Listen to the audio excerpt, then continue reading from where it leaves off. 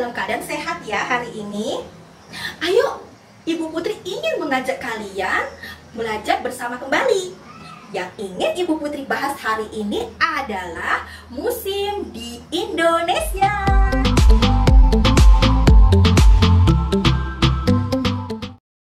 Anak-anak, tahukah kalian ada berapa musim di Indonesia? Jika jawaban kalian 2 musim, berarti kalian hebat. Hore! Benar sekali, di Indonesia kita memiliki 2 musim. Yang pertama, musim kemarau. Dan yang kedua, musim hujan. Iya, benar.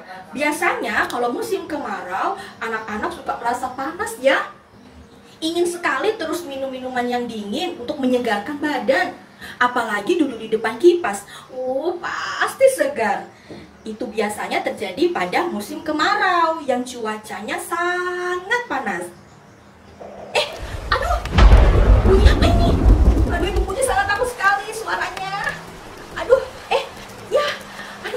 sudah turun hujan. Bagaimana kalau kita berlindung dulu? Ayo. Alhamdulillah, akhirnya berteduh. Nah, anak-anak, jika kalian sedang berada di luar, sedang berpergian atau sedang bermain bersama teman-teman, namun turun hujan yang sangat lebat disertai dengan kilat dan petir seperti tadi, ayo segera berlindung dimanapun tempat perlindungan yang aman atau pulang ke rumah ya. Hindari pohon-pohon yang tinggi atau berlindung di bawah pohon, sangat berbahaya untuk kalian. Nah, ini yang akan Ibu Putri bahas bersama kalian hari ini, yaitu musim hujan. Ibu Putri akan bahas 3 materi hari ini. Yang pertama, ciri-ciri akan turun hujan. Yang kedua, akibat dari hujan yang turun secara berlebihan. Dan yang ketiga, apa saja yang harus kita siapkan pada saat musim hujan? Kalian sudah siap untuk belajar bersama? Oke, kita masuk ke materi pertama. Apa saja sih ciri-ciri akan turunnya hujan? Sebenarnya ciri-ciri ini akan selalu hadir pada saat musim penghujan. Iya, itu sudah pasti ya. Ciri-cirinya yang pertama, akan terasa angin yang sepoi-sepoi. Angin sejuk biasanya akan datang ketika hujan akan turun. Nah, yang kedua, awan menjadi gelap dan mendung. Sangat menakutkan ya. Nah, kalau sudah masuk ke ciri-ciri yang kedua, kalian harus siap-siap untuk berlindung di dalam rumah atau berlindung di tempat-tempat yang aman. Yang ketiga, petir. Ya, ada kilat dan dibarengi oleh petir. Suara petir membuat Ibu Putri takut. Berhati-hati dengan petir ya anak-anak. Jangan sekali-sekali kalian berlindung di bawah pohon atau berlindung di bawah tiang-tiang yang tinggi, karena itu akan berbahaya ketika ada petir. Nah, kalau ketiga ciri-ciri tadi sudah ada, sudah pasti akan turun hujan. Kalian berlindung segera ya untuk memastikan diri kalian aman dan kalian tidak akan kebasahan. Materi yang kedua, apa yang terjadi ketika hujan turun amat sangat lebat dan deras? Ya, di musim penghujan biasanya hujan akan turun beberapa hari. Itu karena memang sudah memasuki waktu atau masa-masanya musim hujan. Jadi apa yang akan terjadi ya jika dalam 1 minggu atau dalam beberapa hari yang sangat lama hujan turun? Aduh, basah. Banjir anak-anak. Ya ampun, bagaimana ini? Berbahaya sekali ketika kalian sedang berada di tengah-tengah banjir. Apalagi jika arusnya deras, kalian bisa terhanyut nanti. Segera berlindung ya. Ibu Putri tidak sarankan kalian bermain banjir. Itu tidak sangat baik. Hati-hati ya. Tapi, apa benar karena hujan saja bisa mengakibatkan banjir? Sebenarnya tidak. Beberapa faktor lain yang menyebabkan banjir air bukan hanya karena dari hujan yang turun berkepanjangan, antara lain adalah yang pertama, penebangan pohon-pohon di hutan-hutan. Kasihan sekali pohon-pohon itu ditebang dengan cara yang tidak benar.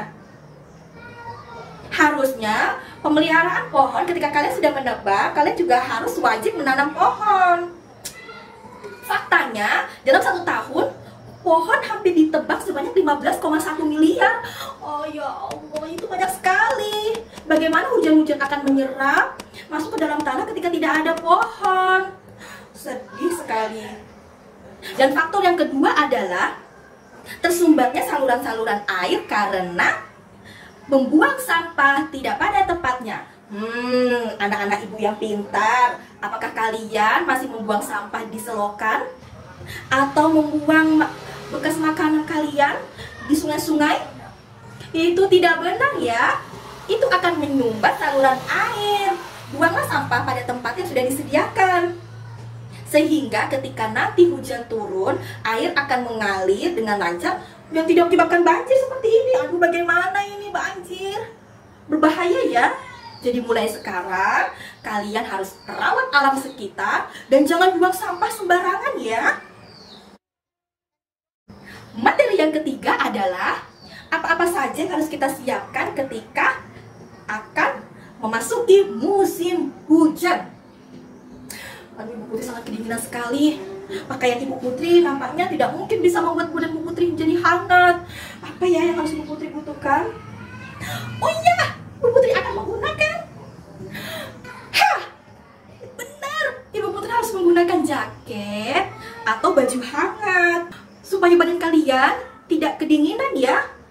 Kalian bisa gunakan jaket atau baju hangat lainnya yang kalian miliki. Sudah jadi hangat badan Ibu Putri, tapi Ibu Putri akan kebasahan jika pulang hanya menggunakan jaket. Ibu Putri harus butuh apa lagi ya? Oh iya,